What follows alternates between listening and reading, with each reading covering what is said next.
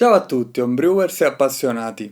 In attesa di riprendere con le produzioni, ho ultimato le ultime modifiche alla mia pentola All-in-One, di cui vi avevo già parlato in un precedente video. Ma voglio soffermarmi oggi su alcuni accorgimenti e migliorie che ho fatto sulla pentola, condividendo con voi un po' le mie impressioni e se ho constatato o meno dei benefici da queste modifiche.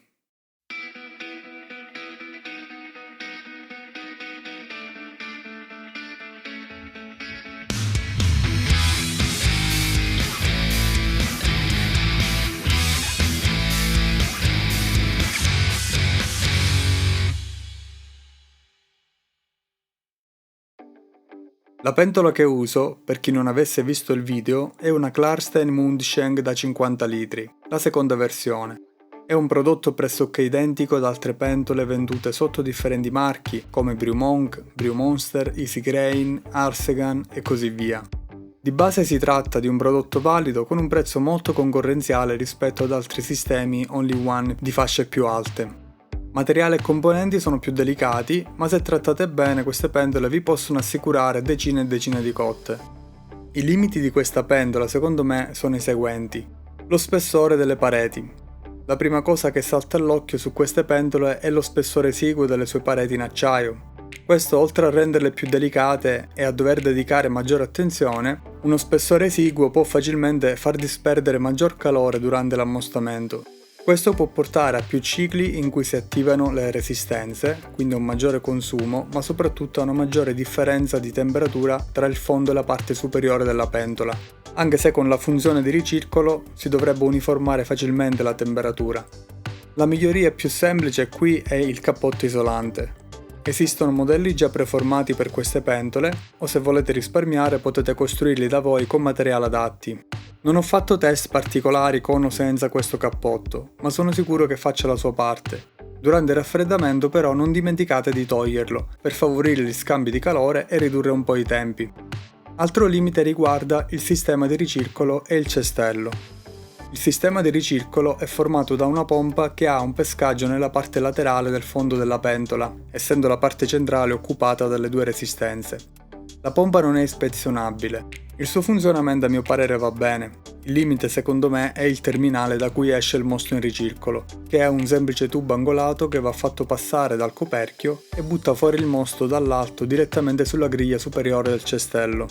Questa caduta dall'alto può esporre il mosto ad una maggiore ossidazione a caldo, che è un'ossidazione che può manifestare difetti nella birra finita non subito ma anche a distanza di qualche mese con la maturazione, perché nella fase a caldo si vanno a ossidare le melanoidine presenti nei malti, che poi diventeranno anch'esse reattive verso altri composti andandoli a degradare.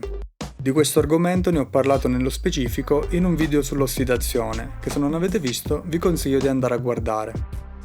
Una soluzione comune e molto semplice è quella di prolungare il tubo di ricircolo connettendo un semplice tubo in silicone in modo da avvicinarlo alla griglia, eliminandone la caduta dall'alto e quindi riducendo l'ossidazione. Ma questa griglia superiore è davvero necessaria? Il suo vero scopo è quello di bloccare la risalita di grani che potrebbero cadere nel tubo centrale, che è il tubo del troppo pieno, cioè un tubo che permette al mosto di scaricare nel fondo della pentola nel caso per qualsiasi motivo la filtrazione si bloccasse e il livello del mosto cominciasse a salire, lasciando a secco il fondo della pentola con le resistenze. Questo problema in realtà è molto raro che si verifichi. Per avere una buona filtrazione bisogna evitare macinazioni troppo fini, perché sono le farine spesso la causa di questi blocchi, e si può abbondare con l'uso di lolla di riso. Io ne metto 200-300 grammi in cotta da 23 litri e raddoppio la dose se uso abbondanti percentuali di cereali in fiocchi.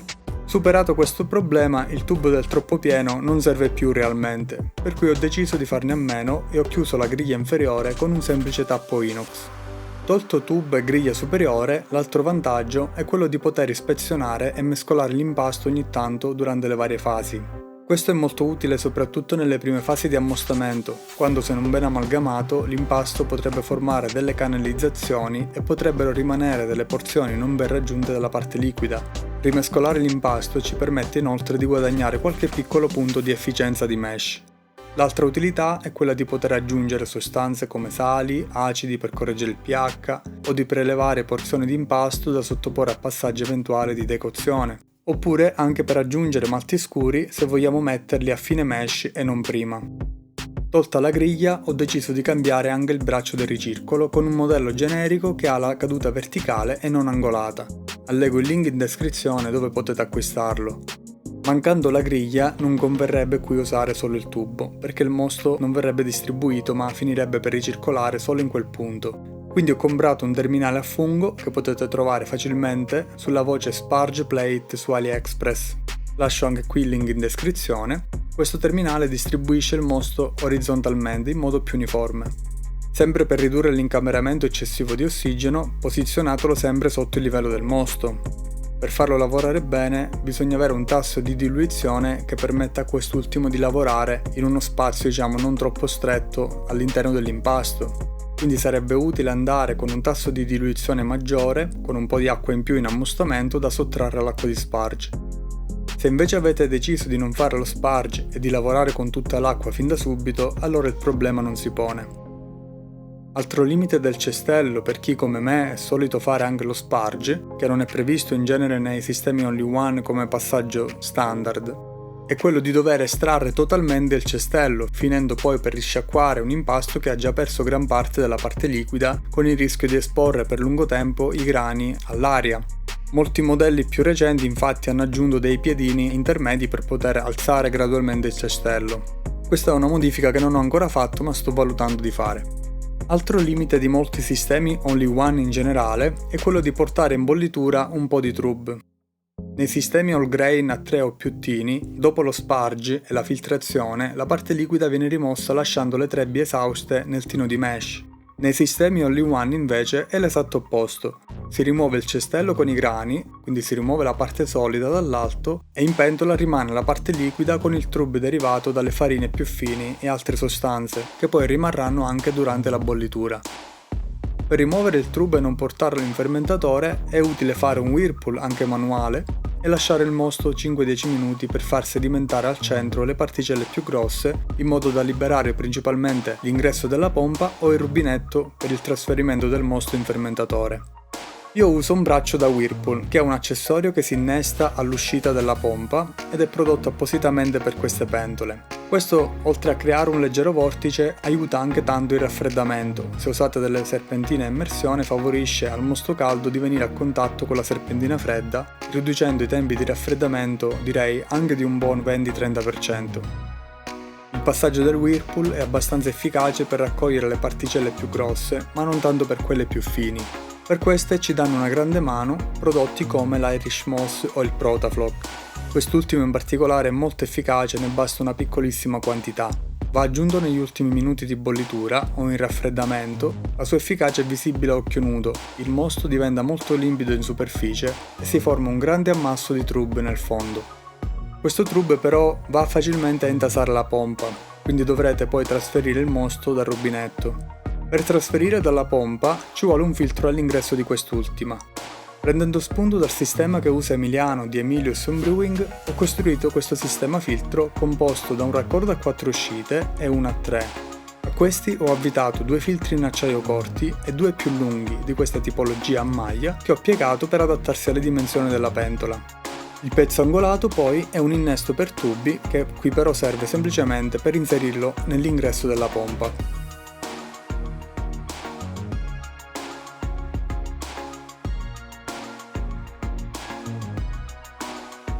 Ho avuto modo di provare questo filtro una sola volta al momento. È riuscito a non intasare la pompa con il pellet del luppolo.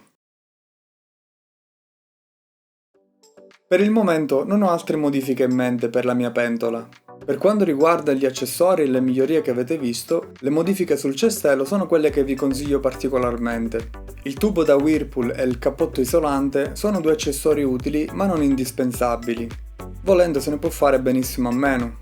Il filtro per la pompa o un filtro bazooka rappresentano sicuramente un passo avanti, soprattutto per chi tiene molto alla limpidezza del mosto da trasferire in fermentatore. Io a dire la verità non ho mai dato troppa importanza alla limpidezza del mosto a fine bollitura. Anche trasferendo un mosto torbido nel fermentatore è comunque possibile poi avere una birra limpida e pulita nel bicchiere. Sul trub inoltre c'è chi dice che possa anche essere utile al lievito durante la fermentazione. Comunque su certi stili di birra è desiderabile avere un mosto più possibilmente pulito già nel fermentatore. Se usate una gran quantità di luppolo in pellet, questo filtro sarà molto utile a bloccare gran parte delle particelle medio-grosse del luppolo, in modo di evitare che finiscano in gran parte in fermentatore. In sintesi, tutte queste modifiche dovrebbero rispondere a delle vostre esigenze di ottimizzare e gestire determinate fasi della birrificazione. Ma per fare una buona birra, tutti questi accorgimenti non penso che possano fare una grandissima differenza. Ma è anche vero che ogni piccolo accorgimento da solo ininfluente, insieme a tanti altri accorgimenti, possono fare poi una certa differenza. Quindi lascio a voi trarre le conclusioni finali. Con questo abbiamo terminato il video di oggi. Se ci sono delle modifiche che avete fatto sul vostro sistema e volete condividere o suggerirmele, scrivetele sotto nei commenti. Se il video vi è piaciuto lasciate anche un bel like e se non l'avete fatto o siete nuovi del canale, iscrivetevi e attivate le notifiche per non perdere i prossimi puntuali contenuti. Vi ringrazio e ci vediamo al prossimo video.